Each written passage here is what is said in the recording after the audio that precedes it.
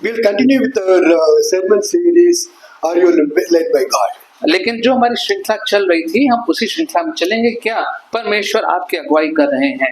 You know, God speaks to us whenever we hear any sermon. और जब भी हम किसी संदेश को सुनते हैं तो परमेश्वर हमसे बात करते हैं। God can use any donkeys to talk to us.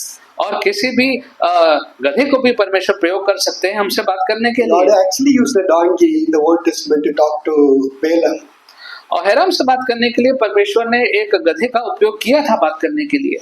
So God, whether I preach or Pastor Shimi or Pastor Ashish preaches, we are all God's donkeys speaking to you.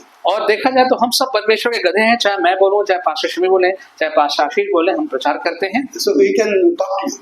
तो वो आपसे बात कर सकते हैं। So please listen carefully. इसलिए ध्यान से बात को आप सुने। Now we have been looking at Israel's journey from Egypt to Israel, Egypt to Canaan. और हम जो इस्राएलियों की यात्रा है वो मिस्र से कनान देश की यात्रा को हम देखते हुए आए हैं। He delivered them from Egypt and led them into the wilderness.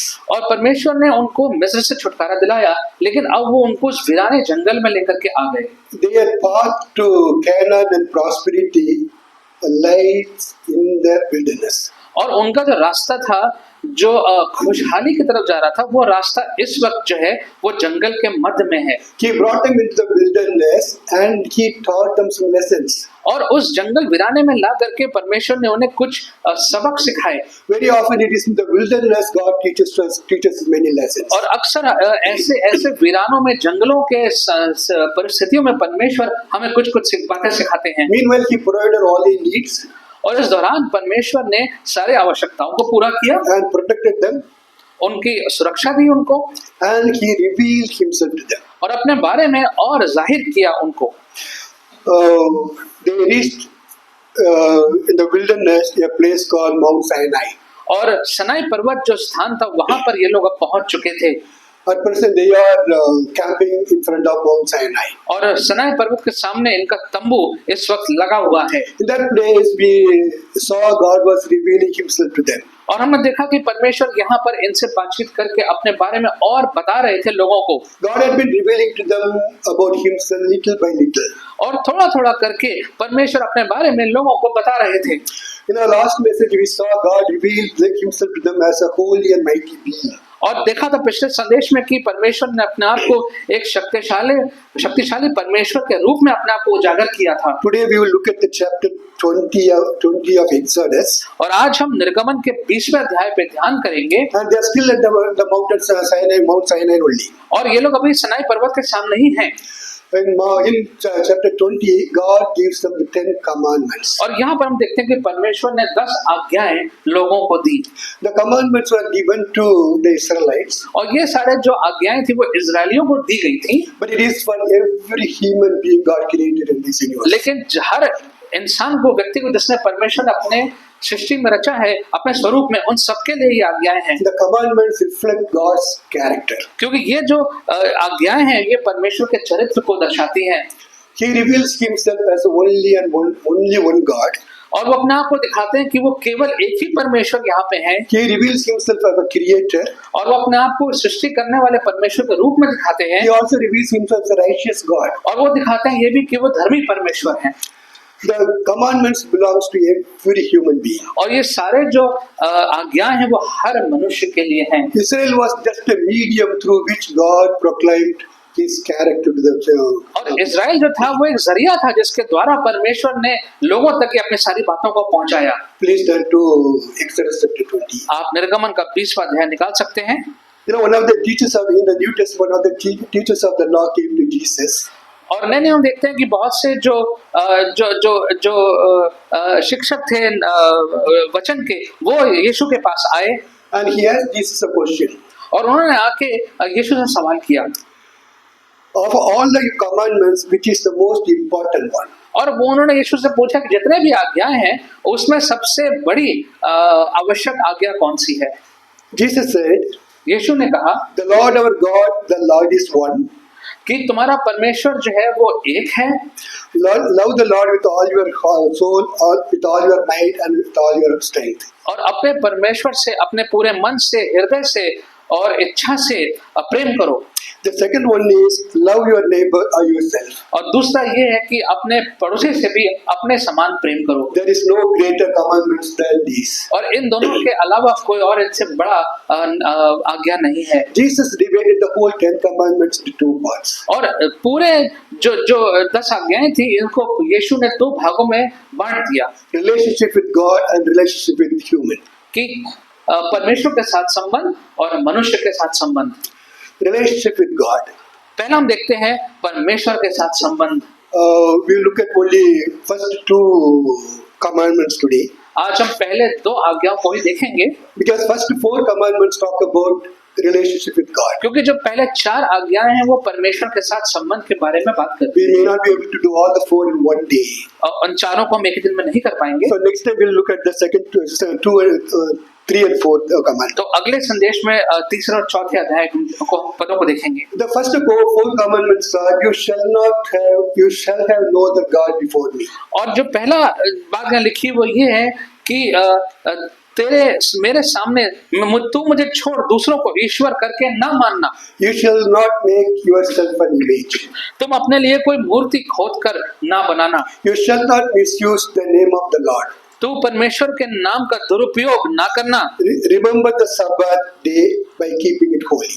और सब्बत को याद रखना जिसको परमेश्वर ने पवित्र बनाया And है। all these 4 commandments talks about relationship with God. ये जो 4 बातें हैं, आज्ञाएं हैं, ये परमेश्वर के साथ संबंध को दर्शाती हैं। The first commandment says you shall have no other God before me. और पहला आज्ञा कहती है कि मेरे सामने कोई दूसरा ईश्वर करके ना मानना। No, we cannot live a Christian life if we don't believe in this fact. अगर इस सच में हमारा विश्वास नहीं है तो एक मसीह जीवन हम नहीं बिता सकते। This is the foundation on which the Christian life is built. ये हमारा जो है वो नींव है जिसके ऊपर हमारा मसीह जीवन आधारित है।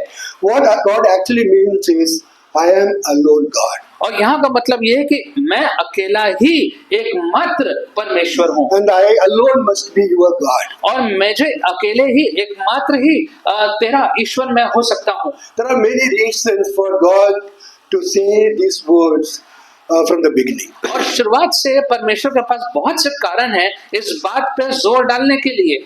The first reason for the commandment is, और पहला कारण वो ये है, God gave this commandment to some people who were already living in Egypt.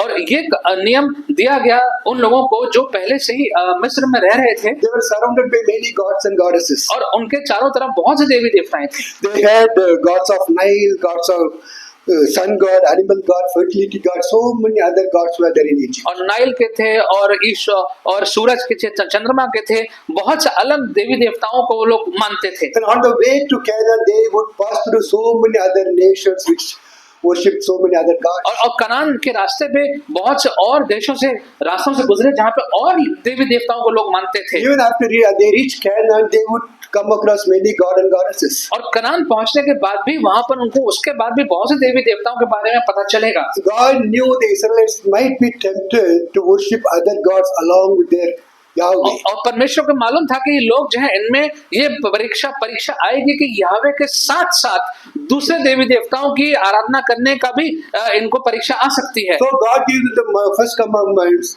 There shall be no other God in your life. इसलिए परमेश्वर ने सबसे पहला आज्ञा यदि कि तुम्हारे जीवन में मेरे अलावा कोई और परमेश्वर नहीं होगा। Also He says, I am only one God. और वो कहता है कि मैं एकमात्र अकेला परमेश्वर हूँ। No, His awesome power that was manifested throughout the Bible gives us the indication, to evidence to believe that there is no other God.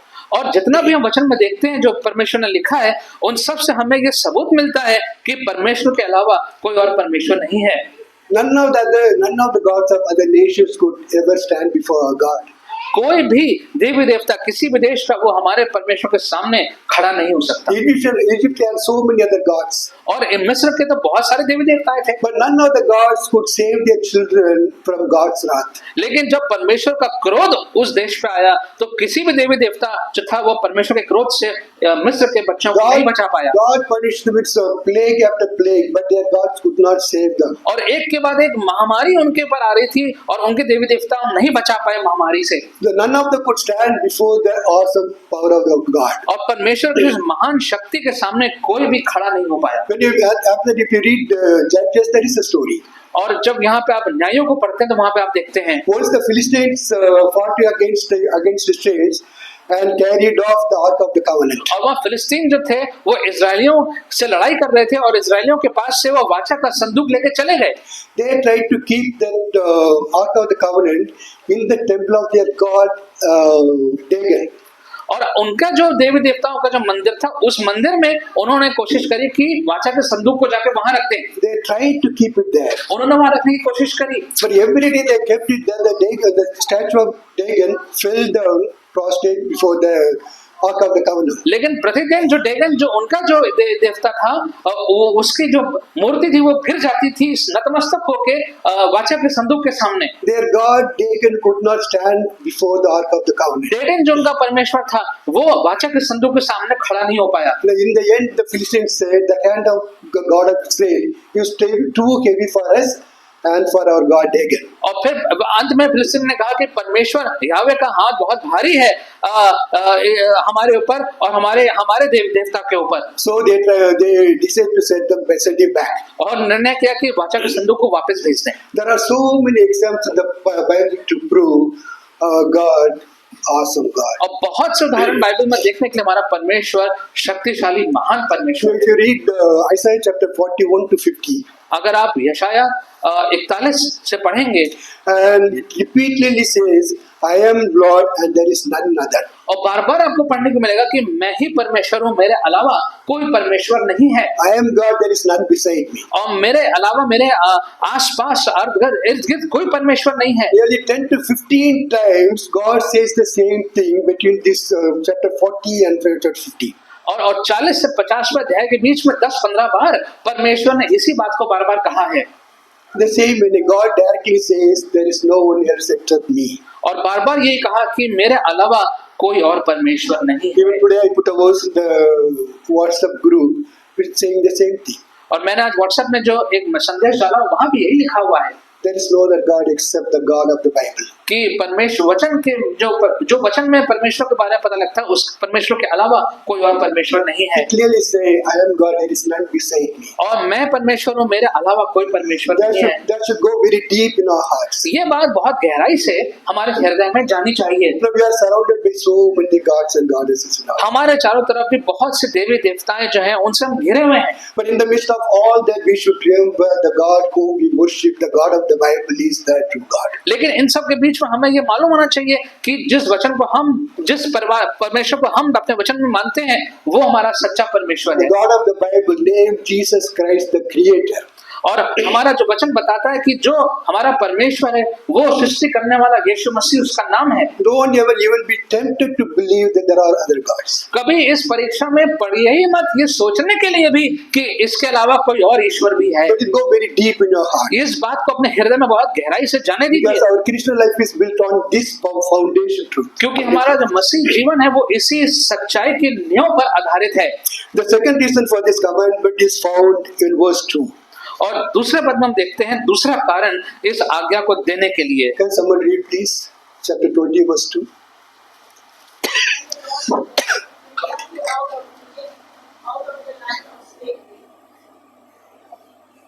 मैं तेरा परमेश्वर यहोवा हूँ जो तुझे दर्शन के घर अर्थात मिस्र देश से निकाल लाया। I am the Lord your God. मैं तेरा परमेश्वर यहोवा हूँ A personal God. और व्यक्तिगत परमेश्वर। I brought you out of slavery. मैं तुझे दासत्व से निकाल के लाया। And someone please also read Exodus chapter 19 verse 4. 19 का 4।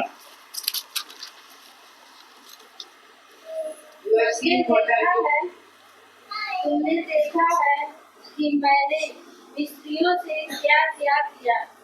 तुमको मानो काग पक्षी के पंखों पर चढ़ाकर अपने पास ले आया हूँ। English. You have seen what I did to the Egyptians, and how I bore you on the eagle's wings and brought you to myself.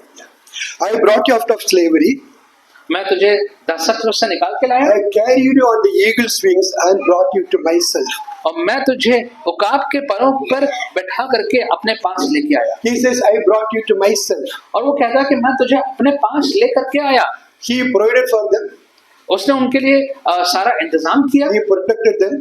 उनको बचा के रखा And he brought them to himself. और उन्हें अपने पास लेकर के आया। And he said, you will be my treasured possession. और कहा कि तुम मेरे बहुत बहुमूल्य वस्तु He रहोगे। said, you are mine and my possession alone. और कहा कि तुम मेरे और केवल मेरे हो, So you shall not have any other gods before me. इसलिए तुम्हारे सामने समक्ष कोई दूसरा ईश्वर नहीं। Now God had the right and authority to say, I am the created God, therefore you should have no other God before और परमेश्वर के पास ये अधिकार था ये कहने का कि मैं ही ईश्वर हूँ, इसलिए तुम्हारे सामने कोई ईश्वर दूसरा नहीं होना चाहिए। But he didn't say that. लेकिन ऐसा नहीं कहा।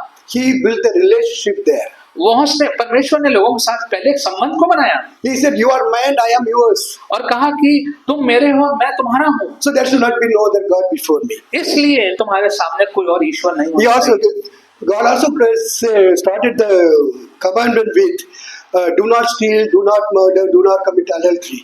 और यहाँ पर ये भी हो सकता था कि परमेश्वर कहता कि तुम चोरी ना करो, व्यभिचार ना करो, ये भी हो सकता था। He could have started with these commandments. और इनके साथ भी परमेश्वर आज्ञाओं की शुरुआत कर सकता था, But he started with a relationship. लेकिन पहले परमेश्वर ने एक संबंध के साथ शुरुआत करी। Because God knows obeying his commands is easier when a person has a relationship with God. क्योंकि परमेश्वर को मालूम है कि अगर कोई व्यक्ति परमेश्वर को जानता है, संबंध में है, तो इन सारी बातों को, आगे की बातों को मानना आसान रहेगा। If there is no relationship with God, it will be very hard to follow and obey God's commands. और अगर प्रभु के साथ कोई संबंध नहीं है तो इन सारी बातों को मानना, आदेशों का पालन करना मुश्किल हो The जाएगा। problem with the Israelites was और जो इस्राएलियों की समस्या वो ये थी that they always try to follow God's command without any relationship with Him. कि वो परमेश्वर की आज्ञा को पूरा करना चाहते थे, लेकिन उनका प्रभु के साथ कोई संबंध नहीं था विशेष। And obeying God's command without a relationship is too hard. और परमेश्वर की आज्ञाओं का पालन करना बिना उसके साथ संबंध बनाना बहुत मुश्किल है। That's what happened with the Israelites. यही इस्राएलियों के साथ हो रहा। God's command was too heavy for them. They kept drifting away from it. और परमेश्वर की जो आज्ञाएं थी उनके लिए बहुत मुश्किल थी और वो बार-बार परमेश्वर से दूर चले जाते थे। And God had to punish them to bring you back to और Him. परमेश्वर उनको दंडित करके वापस लेके आता था। God did not want them to obey the commandments as an obligation. और परमेश्वर ये नहीं चाहता था कि ये लोग जो है किसी मजबूरी में आकर के मेरे इन आज्ञाओं का पालन करें। He wanted them to obey because of the relationship. वो चाहता था कि हमारे संबंध के कारण लोग जो है वो सारी आज्ञाओं का पालन करें। God delivered them from the Egypt and established a relationship with them. परमेश्वर ने मिस्र से उनको आजाद किया और बंधुआई से आजाद किया और अपने साथ एक संबंध में उनको स्थापित किया And told them how to live. और उनको सिखाया, समझाया कि जीवन कैसे व्यतीत करना है। The same way, इसी प्रकार से God has delivered us from sin, परमेश्वर ने हमें पाप से छुटकारा दिलाया है, established a relationship with us as a father and son, और एक father and children, एक पिता और बच्चों के समान हमें एक संबंध में रखा है and has told us how to live. और हमको बताया है कि हमें कैसे जीवन व्यतीत करना है। Our Christian life is lived in a relationship with God. और हमारा जो मसीह जीवन है वो उसका अर्थ यही है कि परमेश्वर के साथ संबंध में बनकर हम रहते हैं। Relationship with Jesus, the creator God. और यीशु मसीह जो सृष्टि करने वाला परमेश्वर, उसके साथ एक संबंध में बन के रहते हैं। Not just to follow the do's and don'ts. और ये बस ये करो या ना करो, बस यही नहीं करना है। Very unfortunately, a lot of Christians, they just follow the rituals, do's and don'ts. और दुख की बात है कि बहुत से लोग जो हैं बस कुछ परंपराओं में आ जाते हैं, ये करना ये नहीं करना, इसमें आ जाते हैं। Building a relationship with Jesus is the Christian life. लेकिन यीशु के साथ संबंध बना के रहना ये मसीह जीवन है। It starts with asking Jesus to forgive our sins and to obey and to live in obedience to Him. और इसका आरंभ जब होता है जब हम यीशु से क्षमा मांगते हैं अपने पापों के लिए और उसके आज्ञाओं का पालन करते हुए जीवन व्यतीत करते हैं। Here God gave first commandments, you shall have no other gods. और यहाँ पर जो पहले आज्ञा दी परमेश्वर ने ये कि तेरे सामने कोई दूसरा परमेश्वर ईश्वर नहीं होगा, Because He didn't want them to believe that there are more other gods. क्योंकि वो चाहता था ऐसे लोग विश्वास न कर बैठे कि और भी देवी देवताएं हैं। He just want to protect them from falling into that trap. और वो चाहता था परमेश्वर की इस जाल से ये लोग बच जाएं। Secondly, because of the relationship He had with them. और दूसरी बात क्योंकि परमेश्वर का उनके साथ एक संबंध था, इस कारण से भी। You are mine and my more treasured possession. और तुम मेरे और केवल मेरे मूल्यवान वस्तु हो, So you shall have no other gods. इसलिए तुम्हारे समक्ष कोई दूसरा परमेश्वर ईश्वर नहीं होना चाहिए। Same thing is telling us, you are mine and my own treasured possession. और वही चीज हमसे भी परमेश्वर कहता है कि तुम मेरे और केवल मेरे हो, Let there be no God in your life except me. और तुम्हारे जीवन में कोई और ईश्वर परमेश्वर नहीं होना चाहिए। Someone read this verse 4, chapter 20, verse 4. You shall not make for yourself an image in the form of anything in heaven above, or on the earth beneath, or in the waters below. वो अपने लिए कोई मूर्ति खोदकर न बनाना, न किसी की प्रतिमा बनाना, जो आकाश में या पृथ्वी पर या पृथ्वी के जल में है। You shall not make yourself an image. तो अपने लिए कोई मूर्ति खोद कर ना बनाना, It is a second commandment. ये दूसरा आज्ञा है। Now, in our last message, we saw about God's progressive revelation. और पिछले संदेश में देखा था कैसे अंश अंश करके परमेश्वर अपने बारे में लोगों को बता रहे हैं। We saw God reveal Himself or who He is and what He is. और हमने देखा कि परमेश्वर अपने बारे में बता रहे हैं कि वो कौन है और क्या करते हैं। And He also revealed Himself as a powerful being. और अपने आप को एक शक्तिशाली Holy being. शक्तिशाली और पवित्र व्यक्ति के रूप में उन्होंने उजागर किया। In these first two commandments, He again reveals two things about Himself. और इन दो पहले आज्ञाओं में फिर से परमेश्वर अपने बारे में दो बातें बता रहे हैं। Number one, He says, I am alone, there is no one beside me. पहली बात तो बता रहे हैं कि मैं अकेला एकमात्र हूँ, मेरे अलावा कोई नहीं है। And then secondly, He says, I am unique. और दूसरी बात कह रहे हैं कि मैं अद्भुत हूँ, Nothing in heaven and earth and sea can adequately represent me. और कि मेरा प्रतिनिधित्व, मेरी बराबरी जो है वो कोई भी और आकार, कोई भी और व्यक्ति नहीं कर सकता। No animals, no birds, no reptiles, no man, no moon, nothing can represent me. कोई भी वस्तु, कोई भी चिन्ह, कोई भी, चाहे वो जानवर हो, चाहे पेड़ पौधा हो, पक्षी हो, कोई भी मेरे समान मेरे को नहीं प्रदर्शित कर सकता है। The reason for this command is और इस आज्ञा का कारण यह है, God wanted Israelis to know Him as He truly is. और उसका कारण यह है कि परमेश्वर चाहते थे कि इजरायली जो लोग हैं परमेश्वर को उसी रूप में जाने जिस रूप में वास्तव में परमेश्वर हैं, Not as they imagined Him to be. और किसी ऐसे रूप में नहीं जो उनकी कल्पना हो। An image in any form reduces God. Sorry.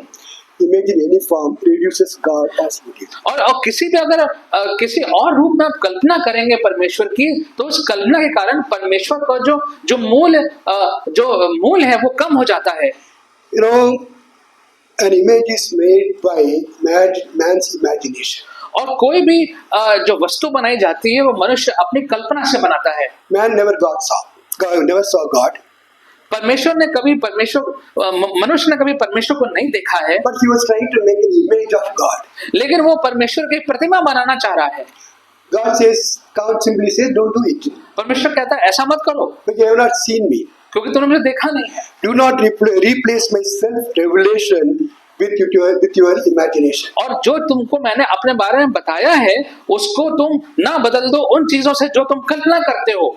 The second reason for this command is, और ये आज्ञा देने का दूसरा कारण ये है, you know me by my words, my action and my self-revelation. और तुम मुझे जानते हो मेरे शब्दों के द्वारा, जो मैंने कहा है, जो कार्य मैंने किया है, जो बातें मैंने अपने बारे में बताई है, इन सब से तुम मुझे जानते हो। Don't make an image and think it's me.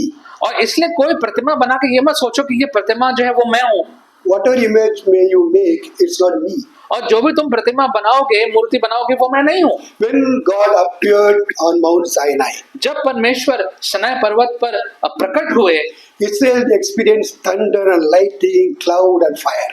तो वहां पर बिजली कड़की, वहां पे बादल गरजे और वहां पे बारिश हुई, And the trumpet sound and His voice.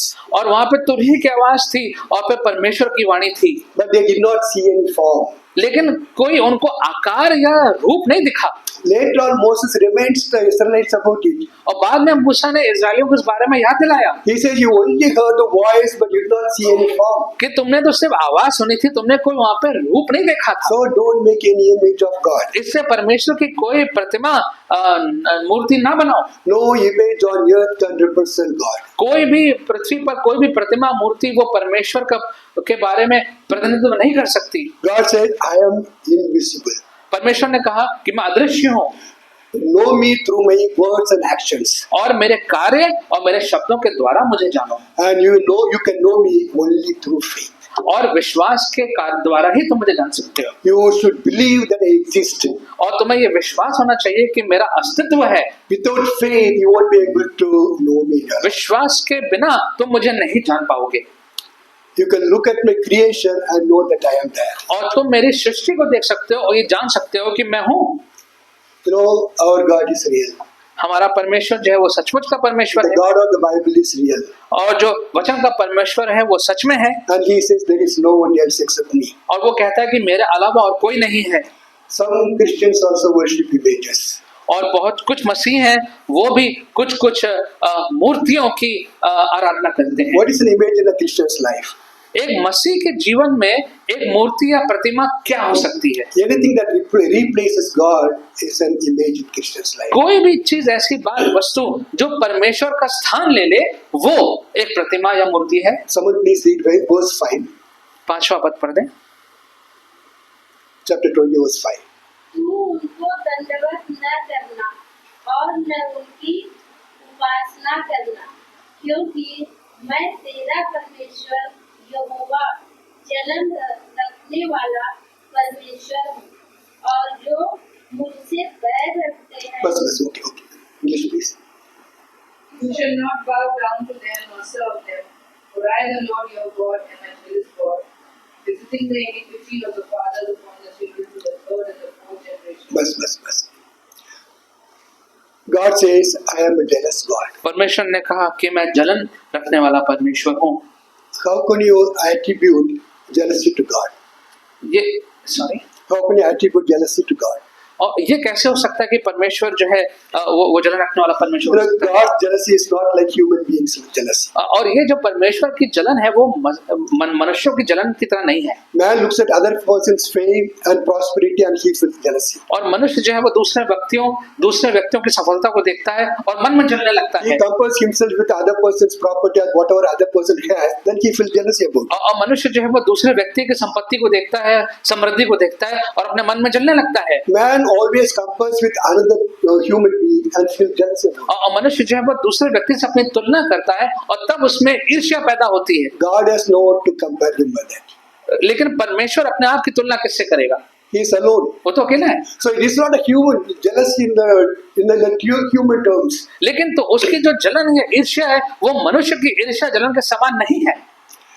God jealousy is based on his relationship. Covenant relationship. और परमेश्वर की जो ईर्ष्या है वो उसके उस वाचा का जो संबंध है लोगों के साथ उस पर आधारित है। Chapter 19 verse 5 God says, if you obey me fully, keep my covenant. 19:5 में लिखा है कि अगर तुम मुझे मेरी बातों को मानोगे तो मेरे आज्ञाओं को भी तुम मानोगे। Out of all the nations, you will be my treasured possession. और सारे देशों में तुम जो हो इकलौते वो मेरे बहुमूल्य वस्तु होगे। When Moses went and told the Israelites, they said, we will do whatever the Lord asks us to do.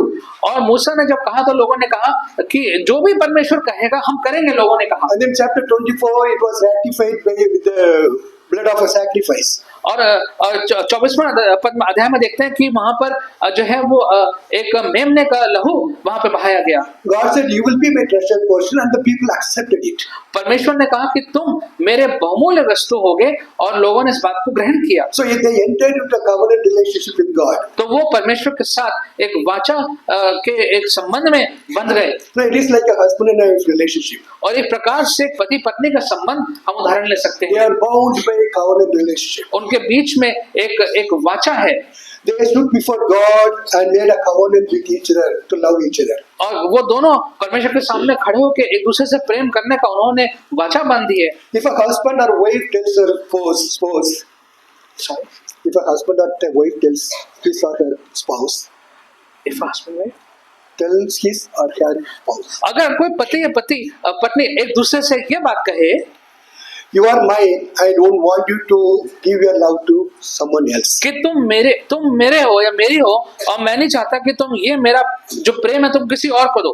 They agree to each other, they are united in the covenant of love.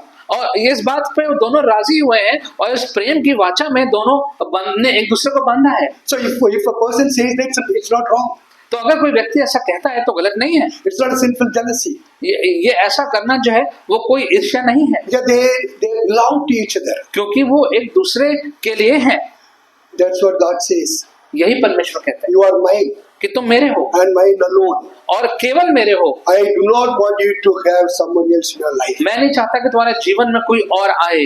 That's the kind of jealousy we are talking about. इस प्रकार की ईर्ष्या जलन की हम बात कर रहे हैं God says, you are mine and my own treasured possession. I do not want you to have anyone else in your life. कि तुम केवल मेरे और मेरे बहुमूल्य वस्तु हो, और तुम्हारे जीवन में कोई और ईश्वर नहीं होना। Husband or wife can tell his husband or wife, he can say the same thing. You are mine and mine alone. I do not want you to have anyone else in your life. और पति पत्नी भी एक दूसरे से कह सकते हैं कि तुम मेरे हो, तुम्हारे जीवन में मेरे अलावा कोई नहीं होना चाहिए। And God says, do not make an image to replace me. और परमेश्वर ने कहा कि कोई ऐसा प्रतिमा ना बनाओ जो मेरा स्थान ले ले। No, always remember, if anything that you do in your life replaces God, the time you spend with God, then it is an image. तो याद रखिए, आप कोई भी ऐसा कार्य करते हैं जो आपका समय ले ले, परमेश्वर के समय को लेकर के वो चीज आपका समय ले ले, तो वो एक प्रतिमा के रूप में आ If जाती है।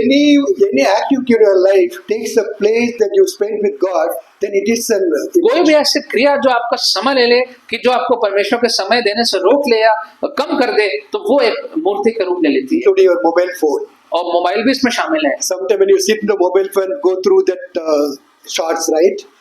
And you forget that you have to spend time with your Lord also. और कभी कभी मोबाइल में बैठ के रील्स या इन शॉर्ट्स पे जाते हैं तो भूल जाते हैं कि समय तो देना था परमेश्वर के लिए।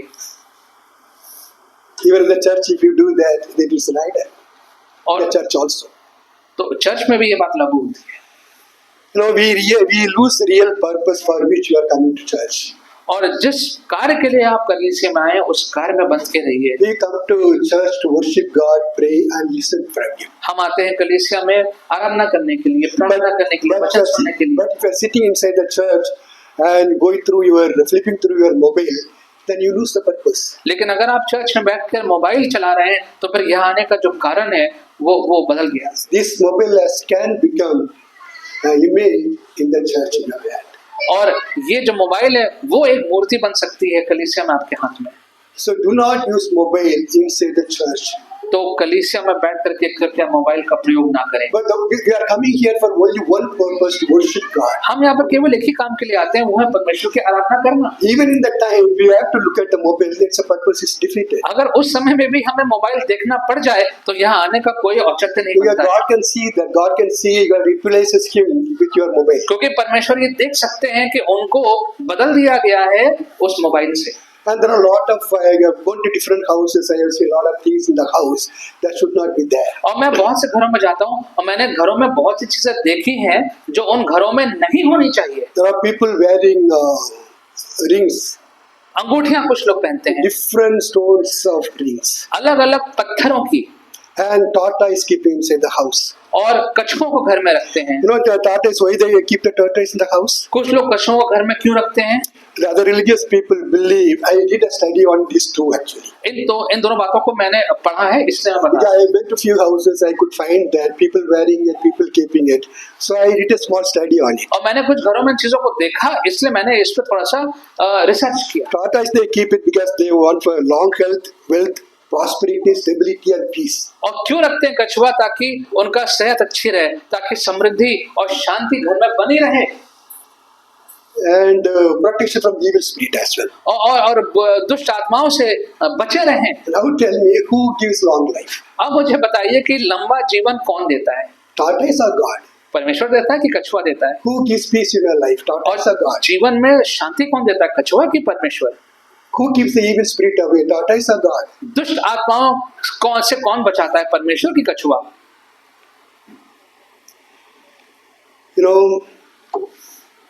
They see other people keep it because they do not Jesus. They do not know Jesus that created God. बाकी लोग रखते हैं क्योंकि वो यीशु को नहीं जानते कि वो सृष्टि करने वाला परमेश्वर है। But you and I know God created God. लेकिन आप और हम तो जानते हैं सृष्टि करने वाले परमेश्वर को। We should not keep keeping them in the house. इन चीजों को इस कार्य से घर में नहीं रखना चाहिए। Same with rings. और यही बात अंगूठों पर लागू होती है। You know, ruby, emerald, pearl. There are so yellow sapphire and red sapphire. So many stones I don't even. ये अलग अलग नाम के अलग अलग रंगों के जो पत्थर होते हैं, बहुत से नाम हैं। They believe it gives them knowledge, wisdom, success, fame, protection, so many things. और लोग विश्वास करते हैं कि किसी से आपको बुद्धि आएगी, किसी से आपको जो है वो सुरक्षा मिलेगी। इन चीजों में लोग विश्वास करते हैं। And there is so one stone they believe it controls your emotions, it controls your anger. और एक पत्थर जो है वो लोग विश्वास करते हैं कि आपको भावनाओं को नियंत्रित करता है, आपके गुस्से को नियंत्रित करता And है, you have to wear it in a particular finger. और वो आपको एक विशेष उंगली पर पहनना है। Let me ask you something. Who is source of all these things? मैं आपसे पूछता हूँ, इन सब चीजों का जो स्रोत है वो कौन है? God. परमेश्वर। Not those rings, not those stones. वो अंगूठियां, वो पत्थर नहीं है, Stones can never give you the peace that you are looking for. और वो पत्थर आपको वो शांति नहीं दे सकते जो आपको चाहिए। The stones can never give you the courage to face your anger.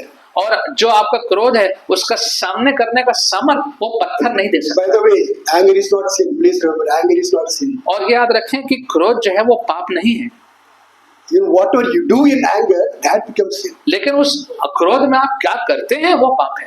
Because we all get angry.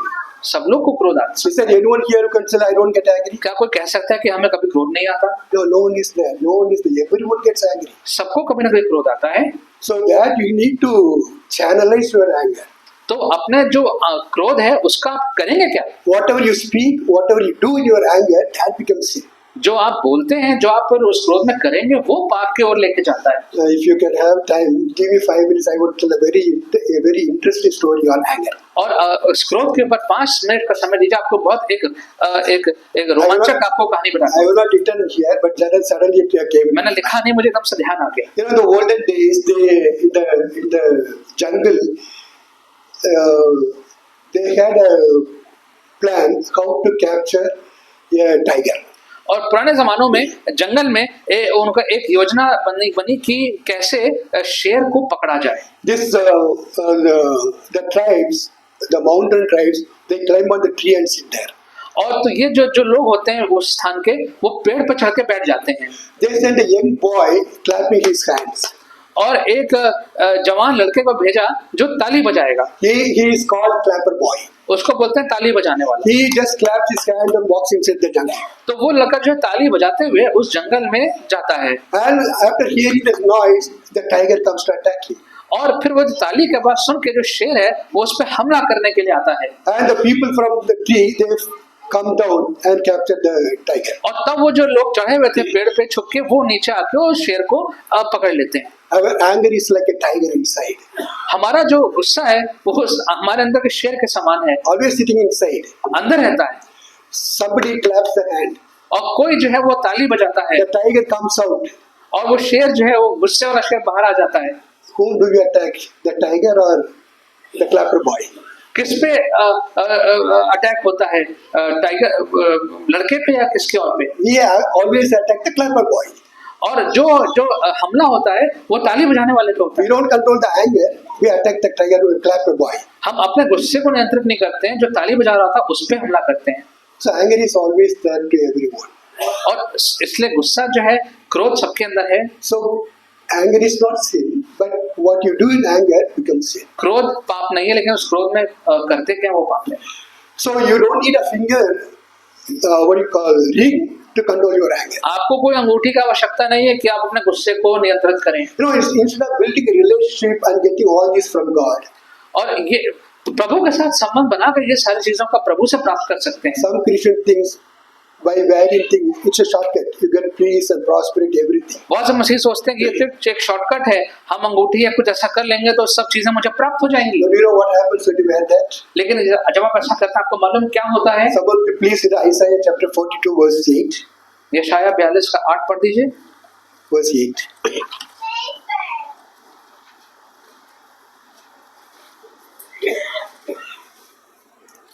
I am the Lord, that is high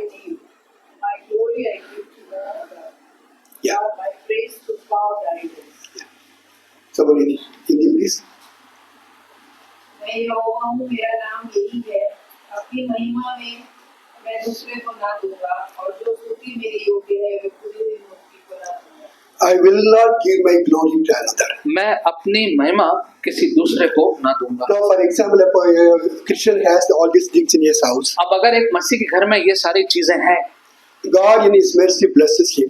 परमेश्वर अपने करुणा में आपको आशीषित करता है. Whom do you think will get the glory? किसको महिमा मिलेगी? You'll always think, because I have these things, I am blessed. आपको सोचेंगे ये जो वस्तुएं मेरे पास हैं, जो कार्य मैंने किए, इनकी वजह से मुझे आशीष मिल Because गया. of the ring I am wearing, my anger is controlled. क्योंकि मैंने जो अंगूठी पहनी उसकी वजह से मेरा गुस्सा नियंत्रण में है. God will not give glory to anyone else. परमेश्वर अपनी महिमा किसी और को नहीं देगा. What happens is God will not bless at all. होगा क्या? परमेश्वर आपको बिल्कुल भी आशीषित नहीं करेगा. As long as you have these in your hand, you will not be able to get God's blessing, because God will not give His glory to anyone जब तक else. वो अंगूठी और वस्तु आपके पास रहेगी, परमेश्वर अपनी महिमा अपनी आशीष आपको नहीं देगा, क्योंकि वो अपनी महिमा किसी के साथ बांटता नहीं है. Many Christians do not know they do it because they do not understand the seriousness of it. और बहुत से मसीह ये सब करते हैं क्योंकि उनको ये कितना संगीन बात है, इस बात को वो जानते नहीं है. God cannot be mocked. परमेश्वर का ठट्टा नहीं उड़ाया जा सकता. God is a jealous God. परमेश्वर ईर्ष्या करने वाला He परमेश्वर, will not give His glory to anyone वो else. अपनी महिमा किसी और को नहीं देगा. His glory belongs to Himself and Himself alone. उसकी महिमा केवल उसी और उसी के लिए है. Now today God is telling us, परमेश्वर आज हमसे ये कह रहे I हैं have shed my blood on the cross to deliver you and to brought you to myself to be कि my life. मैंने अपना लहू बनाया, उसको बहाया क्रूस के ऊपर, ताकि तुमको अपने पास लेके आऊं. As I delivered Israel, I brought them to myself. और जैसे इस्राएलियों को मैंने छुटकारा दिला के अपने पास लेके आया था, I have brought you to myself. और मैं तुझे अपने पास लेके आया हूँ. You are my treasured possession, तुम मेरे बहुमूल्य वस्तु हो, and I alone must be your God. और मैं एकमात्र तुम्हारा परमेश्वर होना Do चाहिए. not make an image to replace me, God. और इसलिए कोई भी प्रतिमा मूर्ति ना बनाओ जो मेरा स्थान ले ले. This all God is saying out of love relationship. और ये परमेश्वर क्यों कह रहा है? क्योंकि एक प्रेम से भरा हुआ संबंध उसका हमारे साथ है. He is not saying as an obligation. और वो इसलिए नहीं कह रहा है कि हम मजबूरी में इस काम को He करें. says you are mine and I am yours, so we'll follow these restrictions. और वो इसलिए कह रहा है कि तुम मेरे हो मैं तेरा हूँ, इसलिए हमारा एक संबंध है, इसलिए ये सब करना है. May the Lord help us to understand what God is trying to tell us परमेश्वर हमें सहायता करें समझने के लिए इन सारी बातों को, and try to build a deep, meaningful relationship with God. और एक बहुत गहरा संबंध प्रभु के साथ हमारा आगे बनता जाए, बढ़ता जाए. Let's pray. आइए प्रार्थना करें. Heavenly Father, we thank you for speaking to us this morning, and especially Lord, we thank you for reminding us the foundational truth of our Christian faith. प्रभु जी हम धन्यवाद करते हैं हमसे बात करने के लिए. धन्यवाद करते हैं कि आपने आज सबसे मुख्य जो नींव रखने वाली बात है विश्वास की, वो आपने आज हमको बताई है. Lord, help us to remember that you alone are our Lord. You alone, we belong to you alone, and there is no other God beside you. परमेश्वर हम इस बात को अच्छे से समझ लें, जान लें कि केवल आप ही एकमात्र परमेश्वर हैं, और हमारे और आपके अलावा कोई और परमेश्वर नहीं है. Help us Lord to also understand that you get very sad when we turn to other alternates in our lives, thinking of you lesser. प्रभु जी हम इस बात को भी हम जाने कि आपको दुख होता है जब हम दूसरे विकल्पों की तरफ जाते हैं और ये सोचते हैं कि आपका जो सामर्थ्य है वो इतना ज़्यादा शायद नहीं है. Especially Lord, today we pray that you help us, that if any one of us is bound by any of our local traditions which are ungodly, प्रभु जी अगर हम में से कोई ऐसा है जो किसी ऐसी परंपरा में फंसा हुआ है जो कि वचन के अनुरूप नहीं है, जो कि आपके विरोध में है, Lord, help us to take a decision to break away from that. Help us Lord to not depend and trust on any other articles, on any other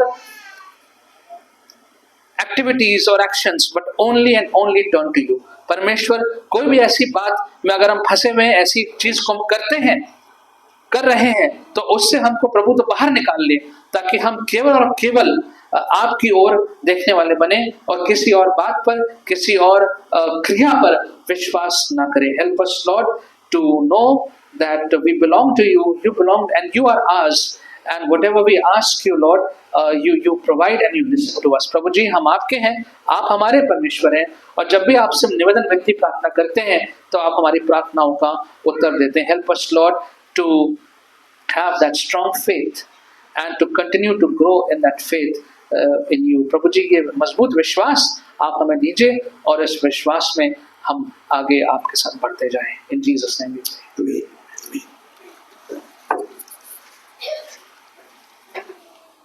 Amen.